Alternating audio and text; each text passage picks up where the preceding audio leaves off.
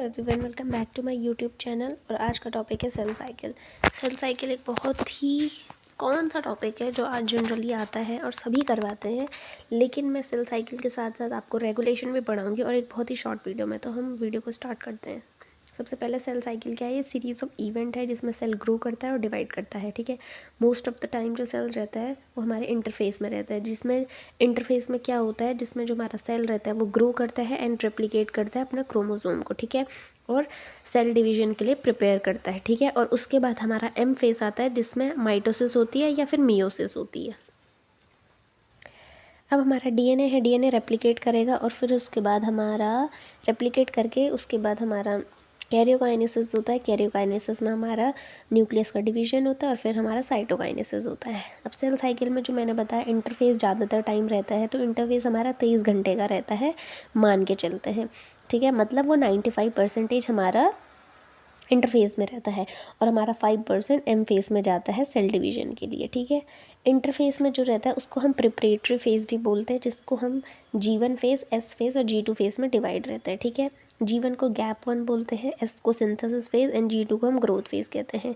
ठीक है, जो S फेज होती है उसमें हमारा सेल का डुप्लीकेशन होता है, सबको पता होता है। जो हमारा सेल साइकिल का दूसरा फेज है M फेज, वो हमारा 5% तक चलता है। ठीक है, इसमें हमारी सेल डिवीजन होती है जिसमें हमारा prophase, metaphase, anaphase and telophase चलता है। माइटोसिस और मियोसिस दोनों में डिफरेंट है।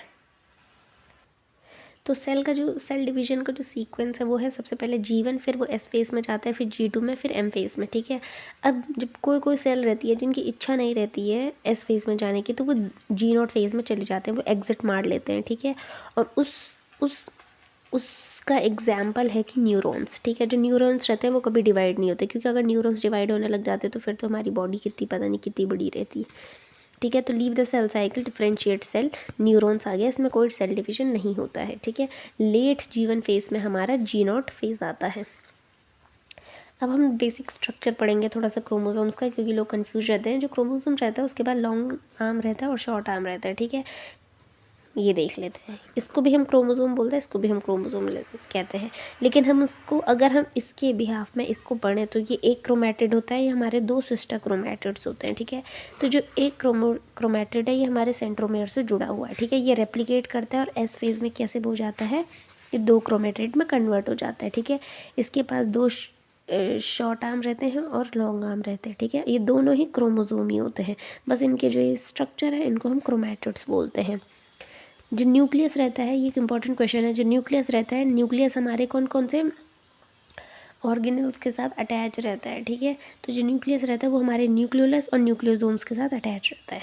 आगे बढ़ते हैं, होमोलोगस क्रोमोसोम्स कहते हैं। मान लो हमारी बॉडी में 23 पेयर ऑफ क्रोमोसोम्स रहते हैं, मतलब टोटल हमारी बॉडी में 46 क्रोमोसोम्स होते हैं। ठीक है, तो होमोलोगस क्रोमोसोम का रोल आता है हमारा मियोसिस में। मैंने बताया था ना, सेल डिवीजन माइटोसिस और मियोसिस में जाती है, तो मियोसिस में हमारा होमोलोगस क्रोमोसोम आता है।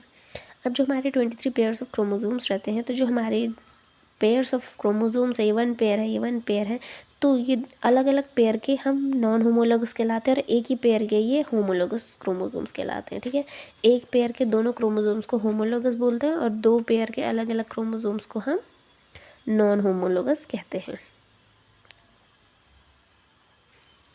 अब आता है हमारा सबसे पहले G1 फेज। इंटरफेस का हमारा सबसे पहले फेस आ गया G1 फेज। G1 फेज में क्या होता है, जो सेल रहता है वो अपना प्रोटीन सिंथेसिस करता है। ठीक है, सेल की ग्रोथ होती है और न्यूट्रिएंट को वो लेता है। ठीक है, अब सेल जो रहता है वो must reach a certain point, जिसमें एक पॉइंट आ जाता है। अब जो सेल रहता है उसमें वो एक सर्टेन पॉइंट पे पहुंच जाता है जहाँ उसको पता चलता है कि अब ग्रोथ नहीं करनी है, उसको हम बोलते हैं रिस्ट्रिक्शन पॉइंट।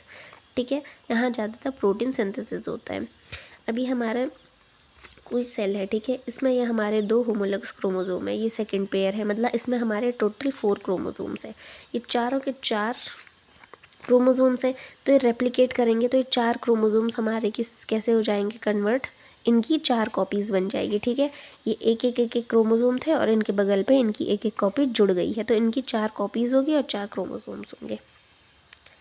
आगे चलते हैं, नंबर ऑफ़ कॉपीज़ कितनी होती है, जितने होमोलोगस क्रोमोसोम्स में जितने सिस्टर क्रोमैटिड्स होते हैं उतने ही कॉपी होती है।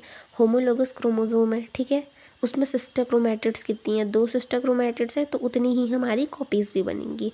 ये तो बेसिक सी चीज़ है। अब हमारा जो G1 फेज़ का जो क्रोमोसोम्स है वो हमारा S फेज़ में जाता है, S फेज़ में वो हमारा रेप्लिकेट हो गया, ठीक है। अब उस S फेज़ के बाद वो हमारे G2 फेज़ में जाता है, जहाँ सेल ग्रोथ होता है और प्रोटीन फॉर्मेशन होता है, जिसमें वो M फेज़ के लिए तैयारी करता है कि आगे जाके उसको डिवाइड करना है।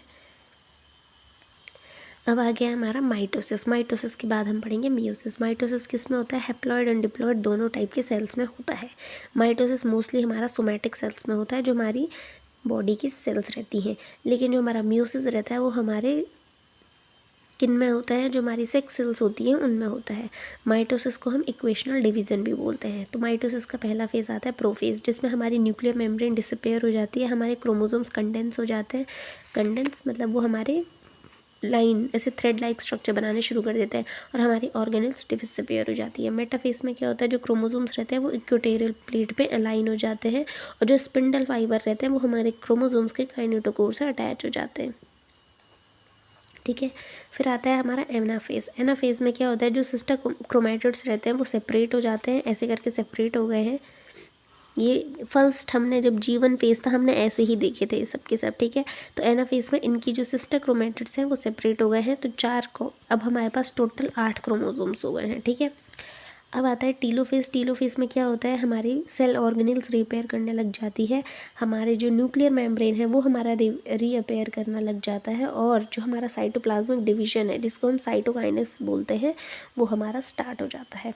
साइटोकाइनेस में क्या होता है? जो सेल्स रहती है वो डिवाइड कर जाती है, एक साइड हमारे 4 क्रोमोसोम आ जाते हैं, दूसरी साइड हमारे 4 क्रोमोसोम चले जाते हैं, ठीक है। तो हमारी ईच सेल के पास कितने क्रोमोसोम्स आ चुके हैं? 4 क्रोमोसोम्स आ चुके हैं। अभी जो 4 क्रोमोसोम्स है ये हमारी फर्स्ट सेल में भी थे, ठीक है। तो हमारी इसमें इक्वेशनल डिवीजन क्या है कि जैसे हमारे पेरेंट्स पे जितने क्रोमोसोम होंगे उतने ही हमारे डॉटर में भी होंगे, तो इसलिए हम इसको इक्वेशनल डिवीज़न बोलते हैं। अब हम देखते हैं मियोसिस में क्या होता है। जो मियोसिस है, मियोसिस हमारे डिप्लॉयड मदर सेल में होता है, ठीक है। ये एक रिडक्शनल डिवीजन है। इसमें क्या गैमेट फॉर्मेशन में ये हमें देखा जाता है, ठीक है। तो जो मियोसिस रहती है ये हमारी 2 पार्ट्स में डिवाइडेड रहती है, मियोसिस 1 एंड मियोसिस 2, ठीक है। अब इंटरफेस आता है, इंटरफेस के बाद हमारा मियोसिस 1 आता है, फिर हमारा इंटरकाइनेसिस आता है, फिर हमारा मियोसिस 2 आता है। अब हम देखेंगे मियोसिस 1 में क्या होता है। जो मियोसिस 1 है उसमें हमारा prophase 1, metaphase 1, anaphase 1 and telophase 1 आता है, फिर साइटोकाइनेस होता है, ठीक है। प्रोफेज 1 के भी हमारे 5 स्टेप्स होते हैं, ठीक है।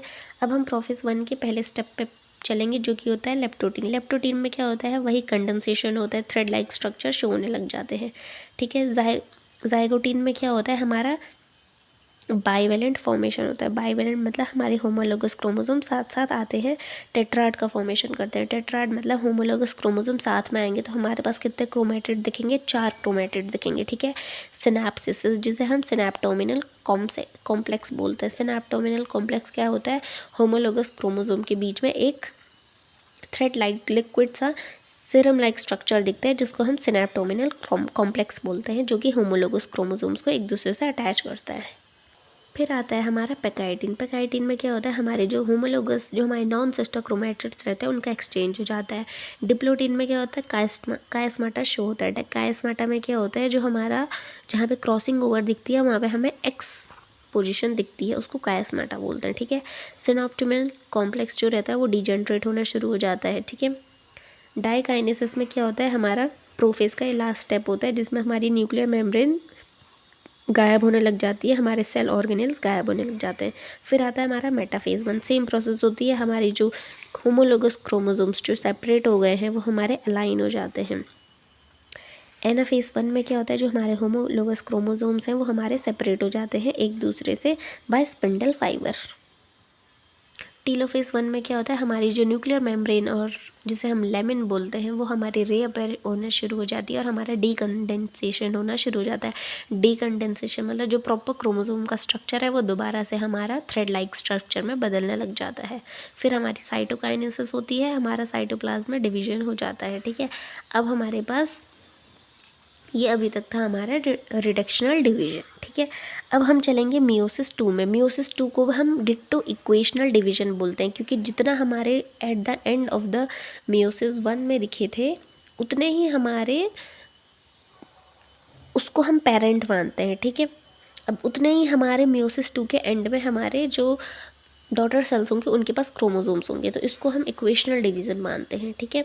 तो मियोसिस 2 जो रहती है वो सेम रहती है माइटोसिस की तरह, ठीक है। इसमें सिस्टर क्रोमैटिड सेपरेट होते हैं, और मियोसिस 1 में हमारे क्या होते थे, होमोलोगस क्रोमोसोम, ठीक है।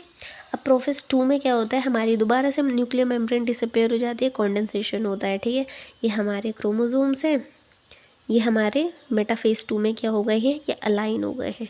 मेटाफेज 2 में ये अलाइन हुए, एनाफेज 2 में क्या हो गए हैं, ये एक दूसरे से अलग हो गए हैं हमारे सिस्टर क्रोमैटिड्स। और फिर टीलोफेज में हमारे दोबारा से हमारी साइटोकाइनेसिस होना शुरू हो गई है, और हमारा एट द एंड साइटोकाइनेसिस हो जाती है, ठीक है। ये था हमारा सेल साइकिल का। नेक्स्ट वीडियो में हम पढ़ेंगे रेगुलेशन ऑफ सेल साइकिल, जो कि बहुत ही इम्पॉर्टेंट है, बहुत ज़्यादा क्वेश्चन आते हैं CUET PG में। तो तब तक के लिए वीडियो को लाइक शेयर सब्सक्राइब ज़रूर करो।